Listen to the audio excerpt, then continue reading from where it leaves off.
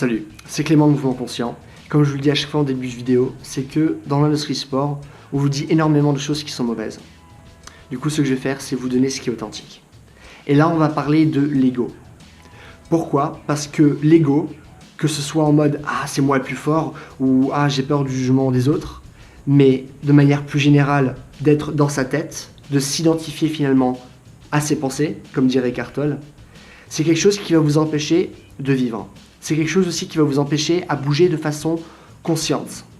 Parce que imaginons, lorsque vous allez travailler finalement le côté émotionnel de votre corps, le côté énergétique, et par exemple vous allez faire de l'impro, vous allez faire de la danse en public, pour justement avoir tous ces feedbacks émotionnels qui auront tendance à vous renfermer sur vous-même, et bien vous devez être capable de sortir de votre tête et de rentrer dans votre corps. De ne pas être en mode « Oh mon Dieu, qu'est-ce qui va se passer si je fais ce mouvement? Ah, c'est vachement bizarre, ah non, je vais plutôt faire un autre mouvement qui sera plus accepté par la société, etc. » Et du coup, finalement, vous allez vous réprimer vous-même. Vous allez faire ça une fois, mais vous allez faire ça plein de fois au fur et à mesure, vous allez devenir de plus en plus réprimé. Et ce que vous faites dans un sport, c'est aussi généralement ce que vous faites dans le reste de votre vie. Parce que la manière dont vous faites une chose reflète généralement comment vous faites la plupart des choses dans votre vie. Du coup, si vous avez un problème justement avec votre ego, avec le jugement des autres, à rester vraiment trop dans votre tête, il y a un exercice que je vous propose. Et cet exercice, il est vraiment très puissant et c'est un exercice qu'on fait avec un partenaire.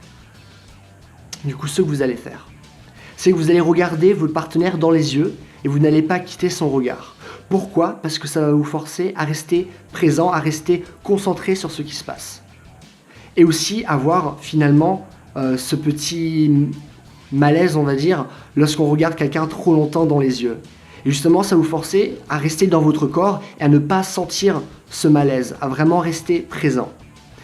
Et une fois que vous êtes dans cette position, et ben, dès que vous sentez que votre partenaire n'est plus présent, et ben, vous le frappez.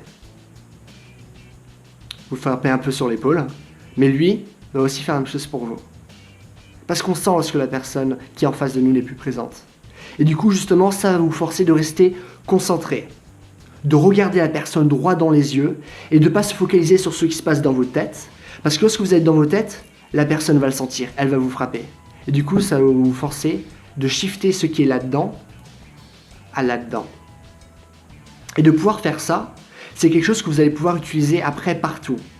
C'est-à-dire que si vous vous sentez mal dans des situations sociales, si vous vous sentez mal, si vous devez passer sur scène ou si vous êtes maintenant à une compétition, vous savez que plein de gens vont vous regarder, vont vous juger, et bien justement, ça va être important de pouvoir utiliser ce que vous avez appris lors de cet exercice dans le reste de votre vie. Et justement, de rester présent et de ne pas vous laisser envahir par vos pensées, par votre ego. Parce que bouger de façon consciente, c'est bouger en étant dans son corps et pas dans notre tête.